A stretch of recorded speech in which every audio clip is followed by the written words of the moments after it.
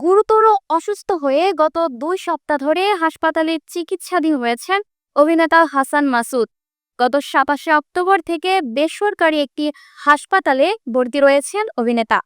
বিস্তারিত দেখুন প্রতিবেদনে। এখনও সুস্থ হতে পারেননি হাসান মাসুদ।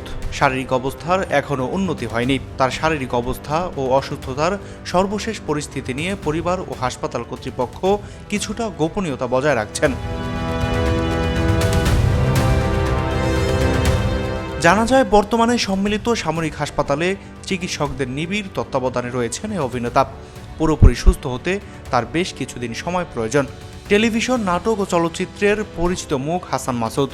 অভিনয় গুণে তারকা খ্যাতি পেলেও শোবিজ জগতে আগে তিনি ছিলেন একজন সাংবাদিক এবং পরে সামরিক কর্মকর্তা। ২০০৪ সালে মোস্তফা সরোয়ার ফারুকীর ব্যাচেলর ছবিতে অভিনয় করে দর্শকের নজরবন্দী হন। এরপর টানা কাজ করেছেন শোবিজ দুনিয়ায়। তারপরই অভিনয় থেকে দূরে সরে যান।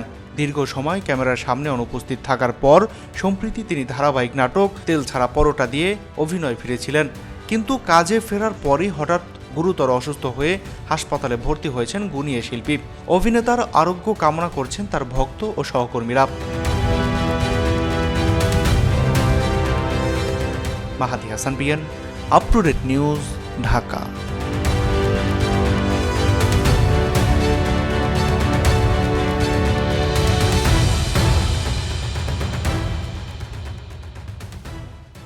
সুপ্রিয় দর্শক, এই ছিল আপ টু ডেট নিউজের সর্বশেষ আপডেট। পরবর্তী আপডেট পেতে চোখ রাখুন আপ টু ডেট নিউজের ফেসবুক পেজ এবং ইউটিউব চ্যানেলে।